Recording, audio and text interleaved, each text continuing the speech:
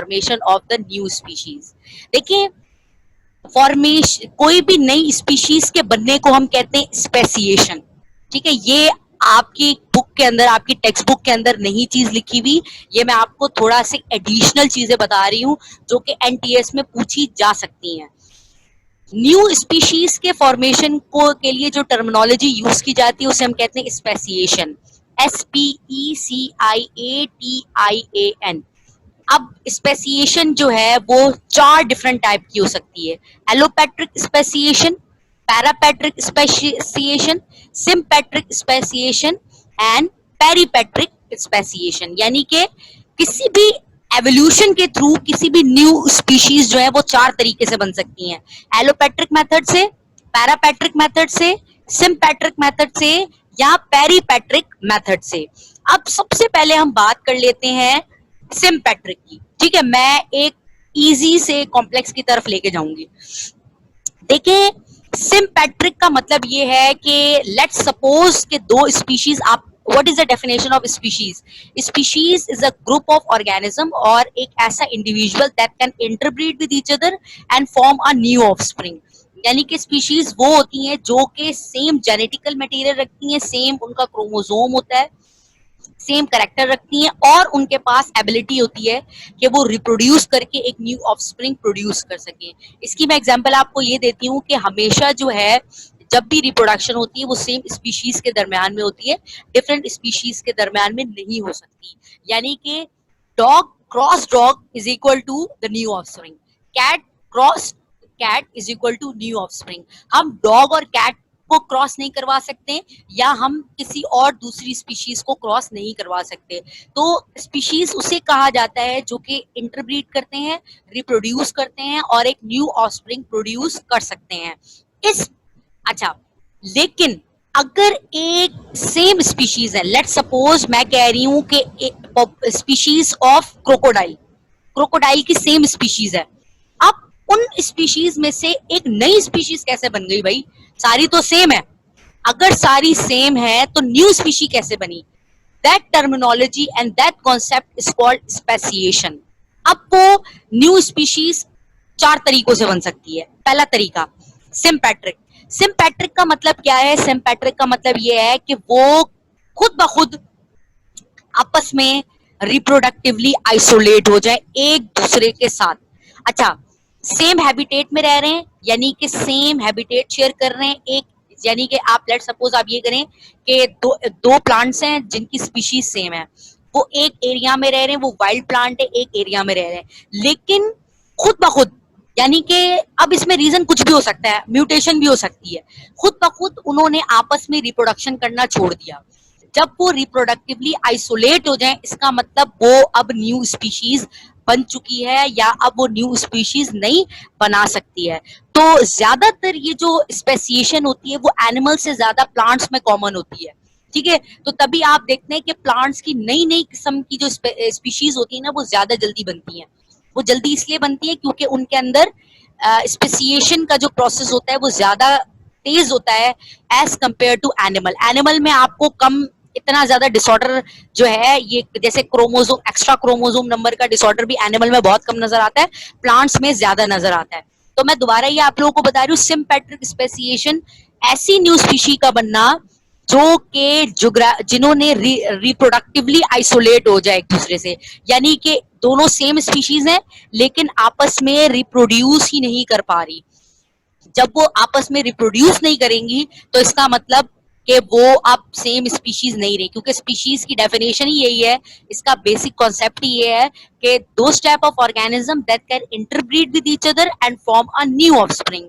तो अगर 2 प्लांट हैं वो सेम स्पीशीज के थे लेकिन वो इंटरब्रीड ही नहीं कर पा रहे आपस में, दैट्स मीन उनके अंदर कोई ना कोई चेंजेस आ चुकी हैं।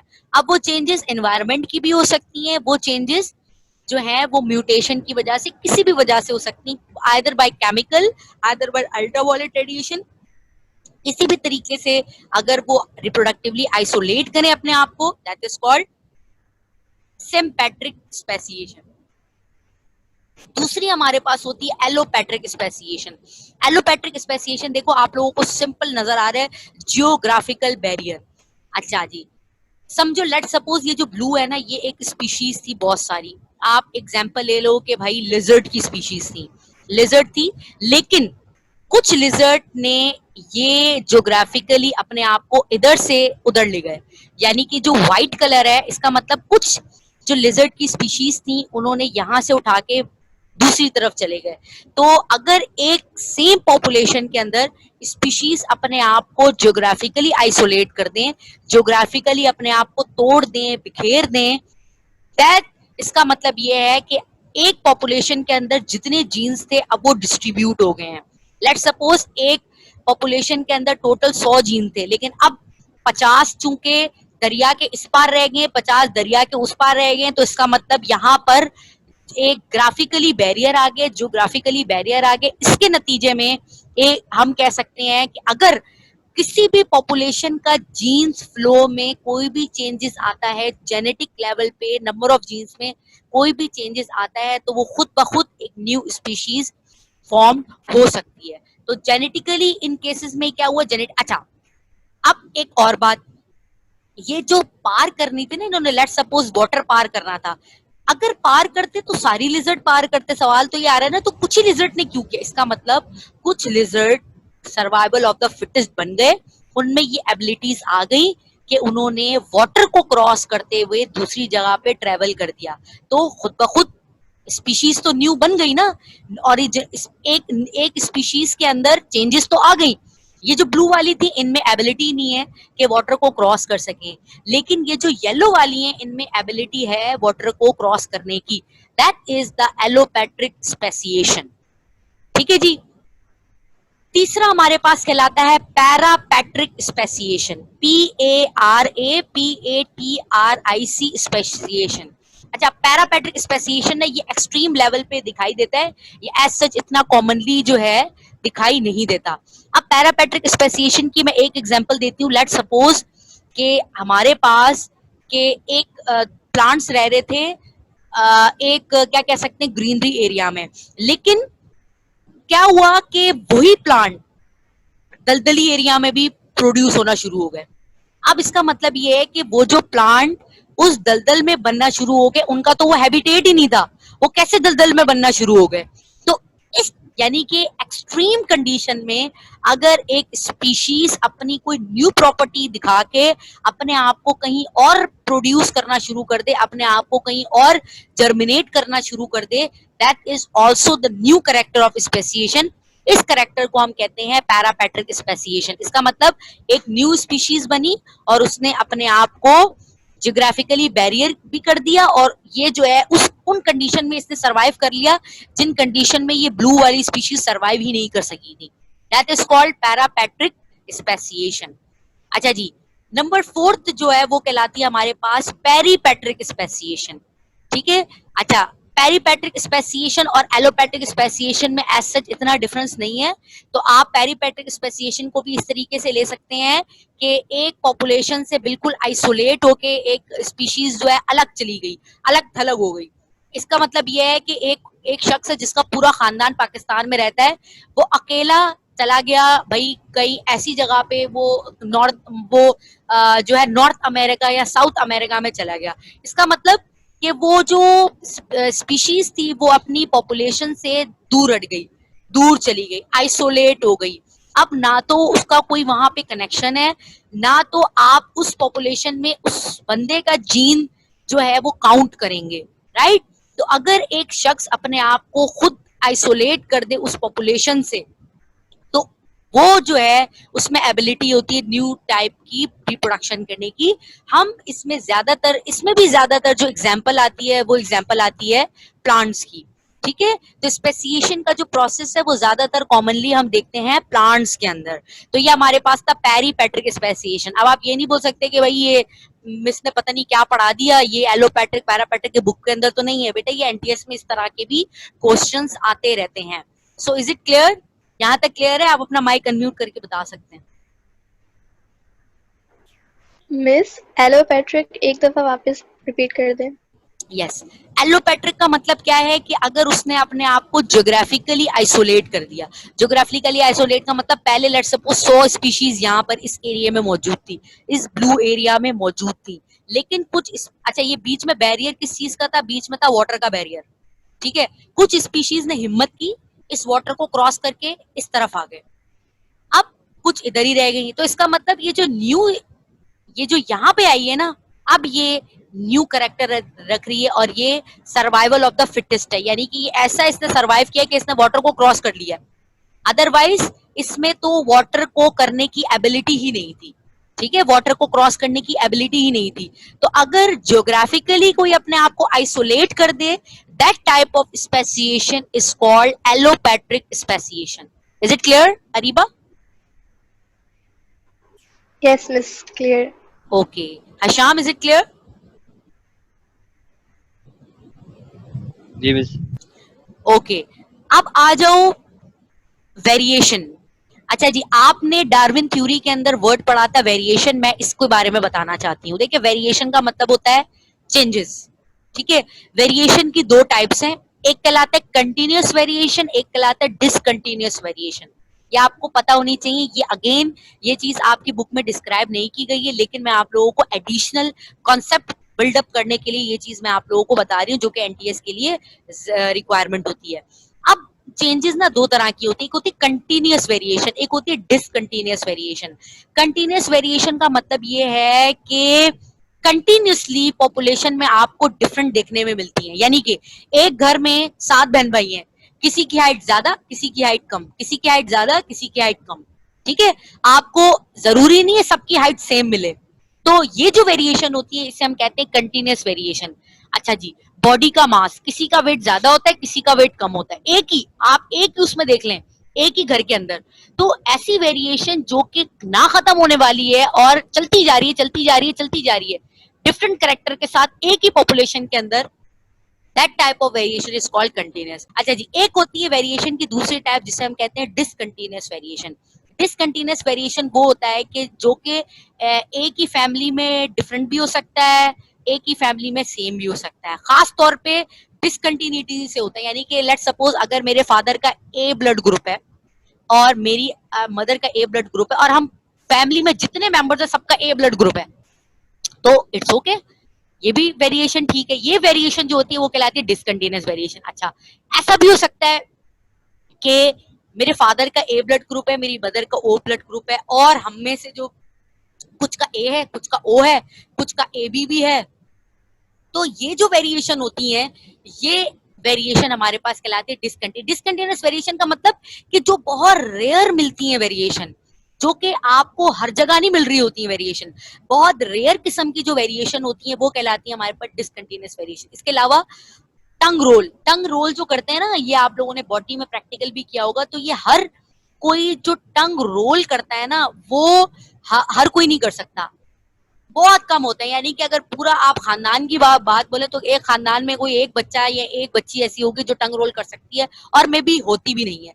तो इसका मतलब ये कि अगर वेरिएशन जो है दो टाइप्स की है, वो वेरिएशन जो कि आपको मुसलसल मिलती जा रही है, ठीक है, जिसकी आपको एग्जांपल्स बहुत ज्यादा मिलती है, that is called continuous variation. That is a distinct character with in a population, different character. और डिसकंटिन्यूअस वेरिएशन तो होता ही बिल्कुल डिस्टिंक्ट कैरेक्टर है, ऐसा कैरेक्टर जो कि रेयर में मिलता है। तो आपको ये दो टाइप की वेरिएशन का पता होना चाहिए। Is it clear? ठीक है जी बेटा, आप लोगों को क्लियर है ये? बाकी जिन्होंने लेट ज्वाइन किया है इट्स ओके, वो मैं जब रिकॉर्ड सेंड करूंगी तो आप लोग वो भी सुन सकते हैं, ठीक है। तो हम आज के जो लेक्चर में बड़ी थोड़ी सी यूनिक चीजें डिस्कस कर रहे हैं जो कि एनटीएस के लिए निहायत जरूरी है, जो आपके टेक्स्ट बुक में तो डिस्क्राइब नहीं की गई है, लेकिन वो आपको पता होनी चाहिए, ठीक है जी। Hopefully it's clear now. Variation, ठीक है, तो दो टाइप्स की वेरिएशन थी जो हमने डिस्कस कर ली है। अच्छा जी, अब आ जाओ नेक्स्ट चीज पे। अब वेरिएशन एक तो होती है कंटिन्यूअस, डिसकंटिन्यूअस, एक होती है हेरिटेबल, एक होती है नॉन हेरिटेबल, ठीक है जी।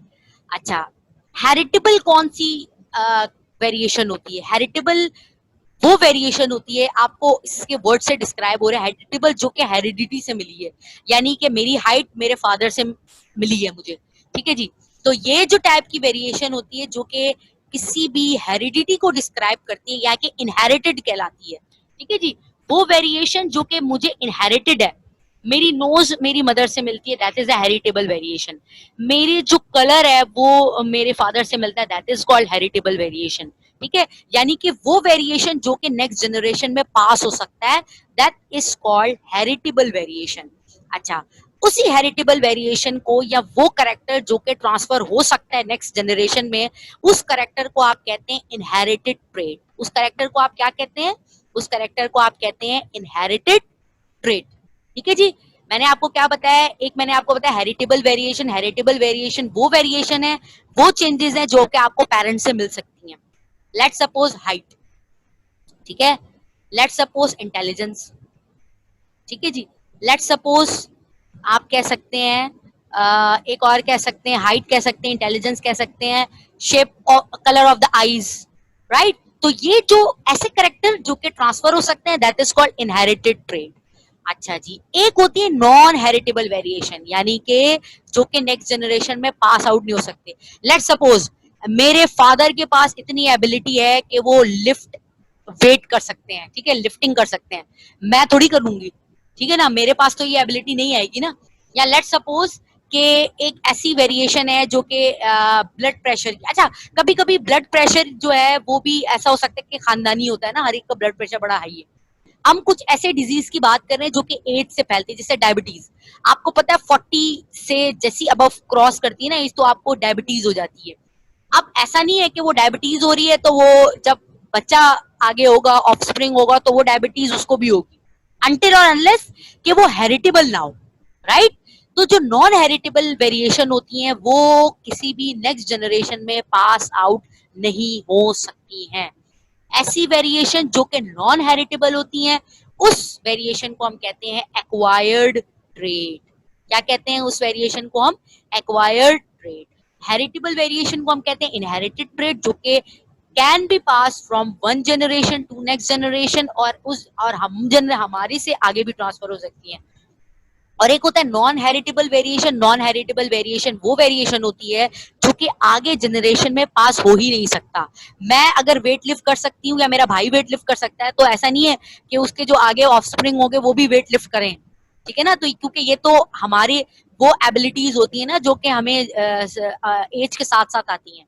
तो that is called non heritable variation, और क्या कहलाया जाता है? Acquired trait.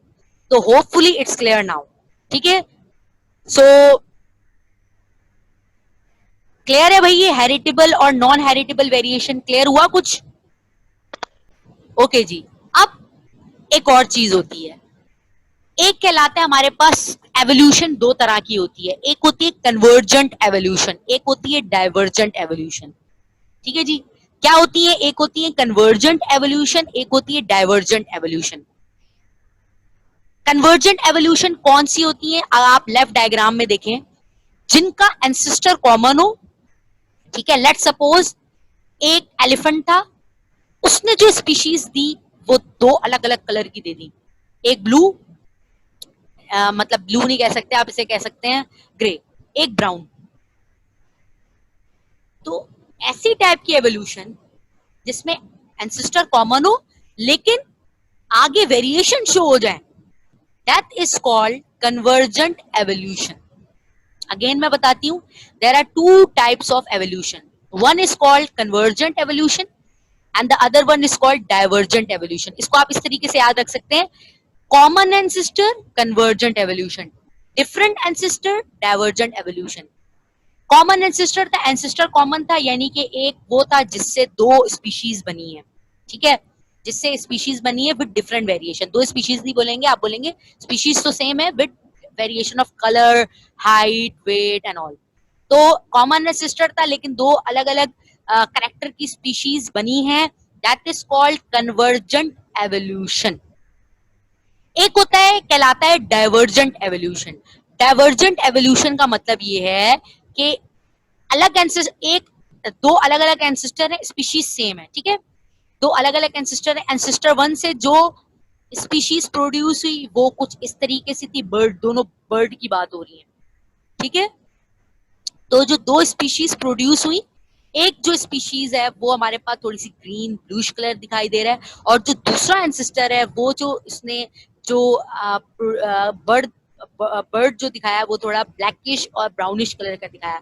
तो ऐसी टाइप की एवोल्यूशन जिसमें एक अलग एंसेस्टर अलग स्पीशीज बनाएगा, दूसरा एंसेस्टर अलग स्पीशीज बनाएगा, that is called divergent evolution. ठीक है, मैं रिपीट कर रही हूं, मैंने बताया there are two different type of evolution, one is called convergent evolution. Convergent evolution वो टाइप की एवोल्यूशन होती है, वो चेंजेस होती हैं जिसका एंसेस्टर कॉमन होता है। ठीक है, डाइवर्जेंट एवोल्यूशन वो एवोल्यूशन होती है जिसमें एंसेस्टर एक अलग स्पीशीज बना रहा है, दूसरा एंसेस्टर एक अलग स्पीशीज बना रहा है, जिनमें एंसेस्टर ही डिफरेंट है। अब जरा अगर आपको ये कॉन्सेप्ट समझ में आया है तो मुझे जरा ये बताएं कि ये जो आपके एवोल्यूशनरी ट्री नजर आ रहा है ना, ये कन्वर्जेंट एवोल्यूशन है कि ये डाइवर्जेंट एवोल्यूशन है? जी, कौन बताएगा? यस,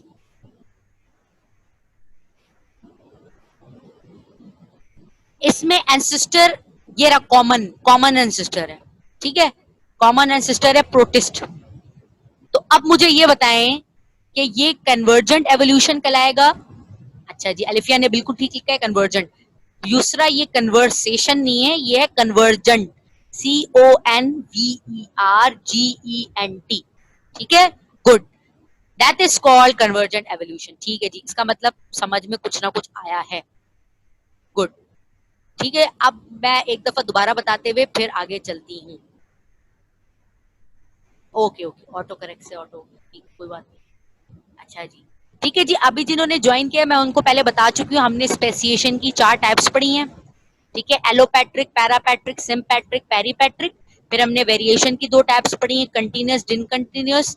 फिर हमने वेरिएशन की अगेन 2 टाइप्स पढ़ी हैं, हेरिटेबल, नॉन हेरिटेबल। फिर हमने एवोल्यूशन पढ़ा है कन्वर्जेंट और डाइवर्जेंट। जिन्होंने पीछे का मिस कर लिया होगा वो रिकॉर्डिंग सुन के कर लेगा। ठीक है, वो मैंने सही से एक्सप्लेन कर दिया, कोई भी इंशाल्लाह प्रॉब्लम नहीं आएगी। अच्छा, अब मुझे एक और अदर देन अलिफिया और युसरा मुझे ये बताएं कि ये जो हमने जो एग्जाम्पल ली थी इसके अंदर फिंचिस की, ठीक है, तो ये फिंचिस की एग्जाम्पल है, ये कन्वर्जेंट एवोल्यूशन है कि ये डाइवर्जेंट एवोल्यूशन है? गुड, क्यों, रीजन? एंसेस्टर एक है, ऐसा नहीं है कि एक अलग एंसेस्टर था जो फ्रूट वाले तीत का बना, फ्रूट वाले बीक लाइक बना रहा था, एक वो था जो अलग से बना रहा था। जी मुकद्दस, राइट।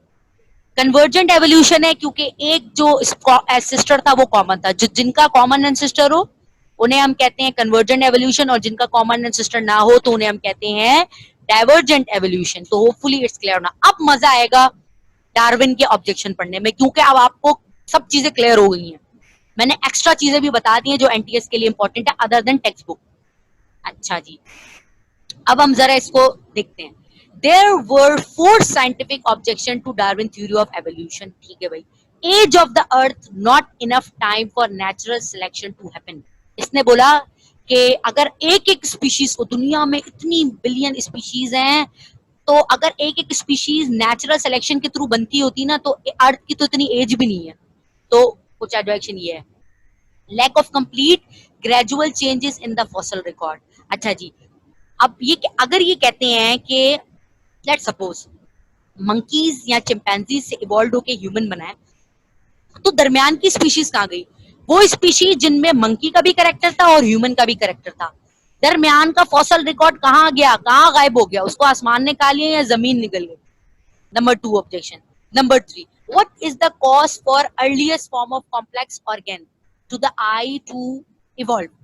फिर उन्होंने ये बोला कि जो मोस्ट कॉम्प्लेक्स ऑर्गन्स थे जो शुरू में ही बन गए, हमारे पास एक एनिमल के पास एक कॉम्प्लेक्स ऑर्गन्स मौजूद है, वो कैसे इवॉल्व हुए? ठीक है, ये एज सच इतना स्ट्रॉन्ग पॉइंट नहीं है, तो आप इसको छोड़ सकते हैं। ठीक है जी।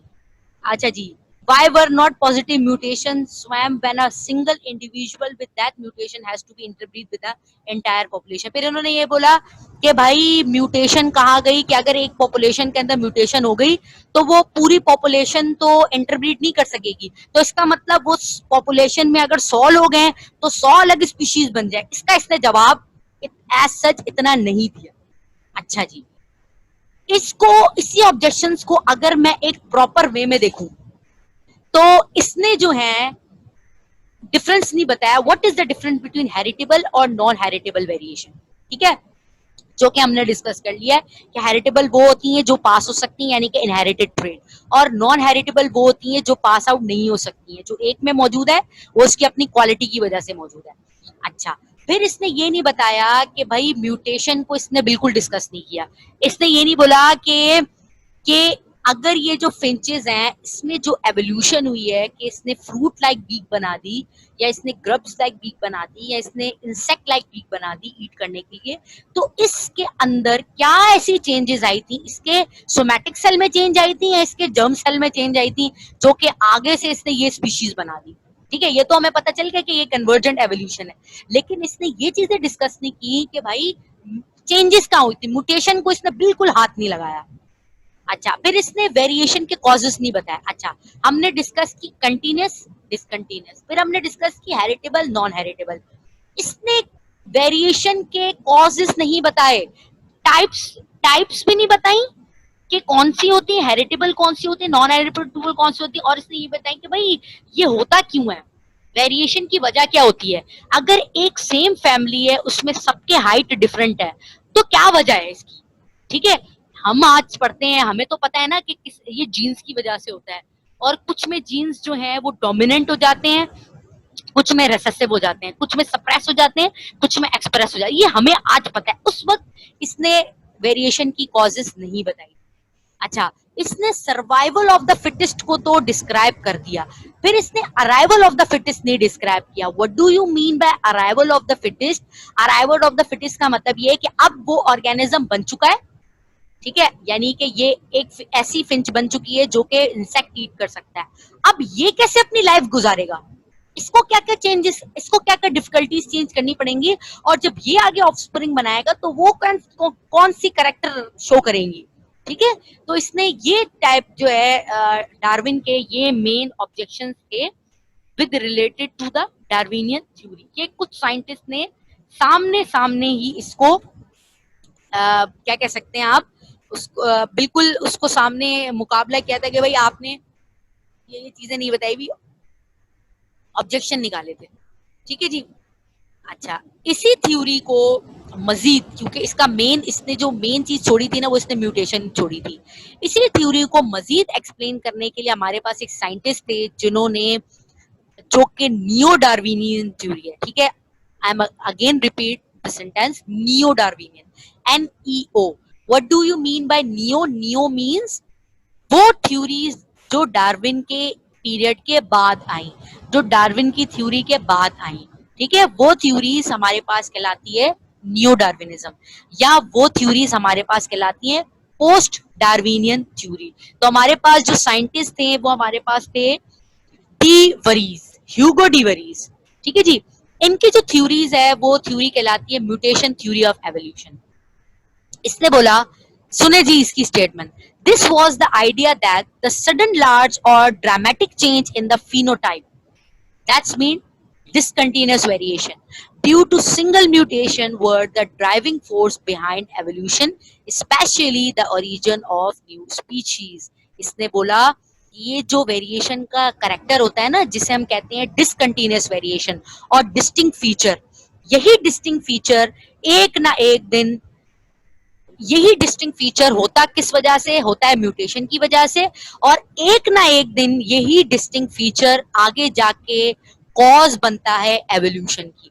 इसका मतलब डार्विन ने जो एवोल्यूशन की कॉज नहीं बताई, वेरिएशन की कॉज नहीं बताई, वहां इसने वेरिएशन की कॉज बता दी। इसने बोला वेरिएशन की जो मेन कॉज है वो है डिसकंटिन्यूअस वेरिएशन। ठीक है, यानी कि अगर म्यूटेशन हुई तो डिसकंटिन्यूअस वेरिएशन शो हो गई, और डिसकंटिन्यूअस वेरिएशन का मतलब ये है कि जो स्पीशीज है वो अपने कुछ डिस्टिंक्ट फीचर्स शो कर रही है। वो डिस्टिंक्ट फीचर्स जब शो करेगी वही एक ऐसी ताकत होगी जो कि अपने आप को एक पॉपुलेशन से अपने आप को ड्रिफ्ट कर लेगी, अपने आप को क्या कर लेगी, स्विच कर लेगी, अलग कर देगी। 100 पॉपुलेशन है, लेट्स सपोज मैं एग्जांपल देती हूँ कि मैं कह रही हूँ 100 पॉपुलेशन है बर्ड की। ठीक है, सारे हैं व्हाइट कलर के। अच्छा, अब एक प्रीडेटर है जो उस व्हाइट कलर को खाता है।